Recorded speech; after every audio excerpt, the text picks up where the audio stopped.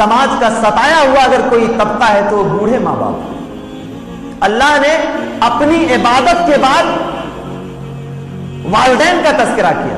गोया खालिक हकीकी की इबादत के बाद, खालिक हकीकी पे तवज्जो देने के बाद खालिक मजाजी पे तवज्जो देना जरूरी है। अल्लाह ने अपने बाद माँ बाप का तज़किरा किया। अल्लाह बतलाना चाहता है कि पैदा करने वाला तो मैं हूं, खालिक मैं हूं, लेकिन जरिया तुम्हारे इस जिंदगी में को अच्छा बनाने के लिए और तुम्हारे इस दुनिया में आने के लिए अल्लाह तबारक व तआला ने तुम्हारे वालिदैन को जरिया बनाया। वक़ज़ा रब्बुका अल्ला ताबुदू इल्ला इय्याहु व बिल वालिदैनि ihसाना। अल्लाह ने फरमाया कि वालिदैन के ऊपर एहसान करो, उसने सलूक करो। आगे अल्लाह तबारक व तआला ने कभी कभी कुरान हकीम को पढ़ो, इम्मा यबलुगन्ना इंदकल किबरा अहदुहुमा औ किलाहुमा, अगर उनमें से कोई एक बुढ़ापे को पहुंच जाए या दोनों पहुंच जाएं। सवाल ये पैदा होता है कि अल्लाह तबारक व तआला ऐसे भी तो कह सकता था कि दोनों अगर बुढ़ापे को पहुंच जाएं, लेकिन यहां पर जो अल्लाह ने कहा अहदुहुमा औ किलाहुमा, पहले एक का तज़किरा किया फिर बाद में दो का तज़किरा।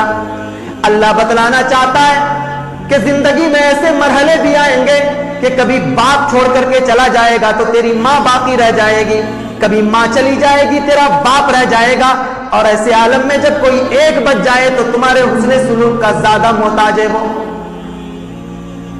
अकेले में जरा सोचे, जब माँ बाप में, मियाँ बीवी में कोई एक अगर दुनिया से चल जाए तो उसके दुख सुख को समझने वाला कोई नहीं होता।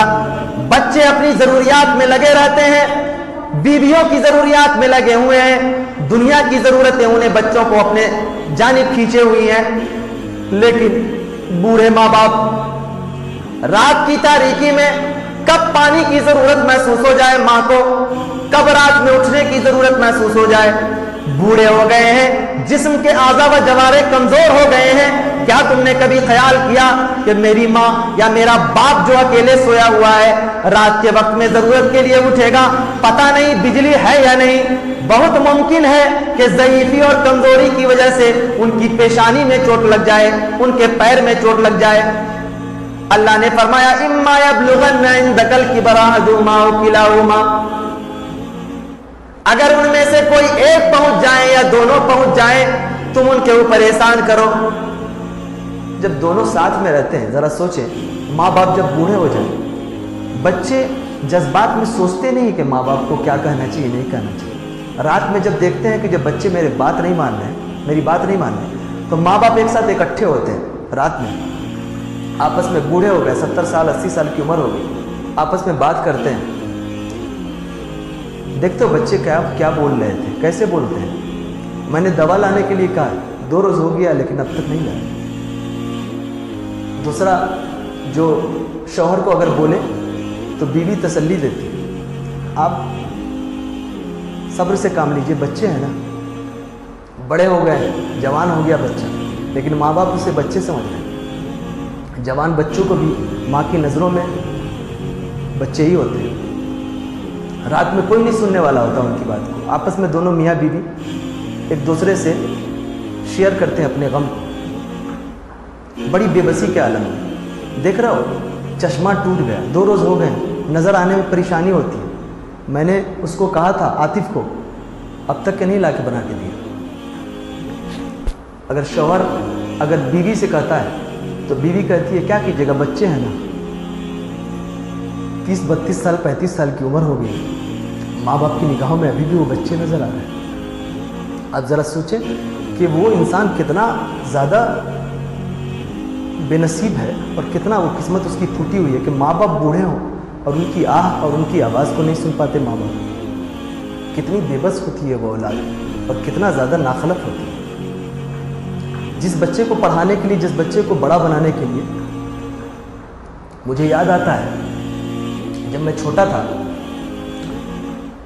बेटियों पे उतनी तवज्जो वालिदैन नहीं दे पाते बिलमुकाबिल बेटे के, लेकिन उसके बावजूद भी बेटियों को देखिए, अगर माँ रात में एक आवाज़ अगर निकाल दे, बेटी दौड़ी हो जाती है। बेटा उसकी आवाज़ को नहीं सुनता, उससे सुनाई नहीं देता कि क्या करूं। بچپن میں جب ہم لوگ چھوٹے تھے تو میری والدہ کبھی کبھی دودھ روٹی مجھے دے دیتی تھی، اور میری بہنوں کو اگر چٹنی روٹی دیتی تھی تو وہ کھا لیتی تھی، شکایت نہیں کرتی تھی امی سے، کیوں شکایت کی؟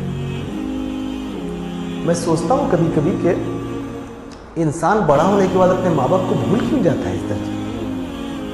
انہیں ذرہ برابر احساس نہیں ہوتا کہ ان کی آگ اگر لگ جائے تو میری پوری زندگی تباہ ہو سکتی ہے۔ نواز دیوبندی نے ایک شعر کہا کہ نا خلب بیٹے تو درد سر بنے، بیٹیوں نے سر دبایا دیر تک۔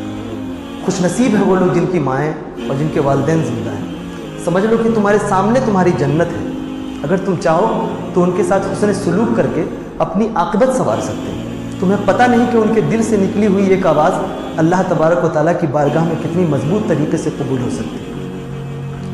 انہیں جتنا ممکن ہو سکے، جتنا زیادہ ہو سکے، میں جب کبھی کبھی کسی کے بارے میں سنتا ہوں تو بہت اندر سے تکلیف ہوتی ہے۔ انسان کیسا کلیجہ رکھتا ہے کہ جس ماں باپ نے اپنی انگلیاں پکڑ کے چلانا سکھایا ہے، رات کی تاریکی میں جب ٹھنڈی کا موسم تھا آپ پیشاب کر دیتے تھے، ماں بیچاری پوری رات جاگ کر کے گزار دیتی تھی، اس ٹھنڈے بستر پہ گزار دیتی تھی، لیکن آپ کے لیے گرم بستر کا انتظام کیا۔ رات میں آپ نے کتنے مرتبہ کپڑوں کو گندا کیا، کتنے مرتبہ بستر کو گندا کیا۔ کبھی ایسا دیکھا کہ ماں نے اپنے بچے کو اٹھا کے پٹک دیا؟ میں بہت عاجزی انکساری کے ساتھ ایک بات کہتا ہوں کہ دیکھیے، زندگی کا تجربہ بتاتا ہے کہ ایک انسان چاہے دنیا کا بہت بدماش انسان ہو، لیکن ماں باپ کا نافرمان انسان اللہ تبارک و تعالیٰ کی مار سے نہیں بچ سکتا۔ موطا امام مالک کی روایت ہے، نبی کریم صلی اللہ علیہ وسلم نے فرمایا کہ ہر چیز کا بدلہ تو آخرت کے اندر ہے، لیکن اگر کوئی انسان ماں باپ کے ساتھ اگر نافرمانی کرتا ہے، اللہ تبارک و تعالیٰ تو آخرت میں اسے عذاب دے گا ہی، دنیا بھی اس کی تباہی اور بربادی کا تماشا دیکھ لے گی۔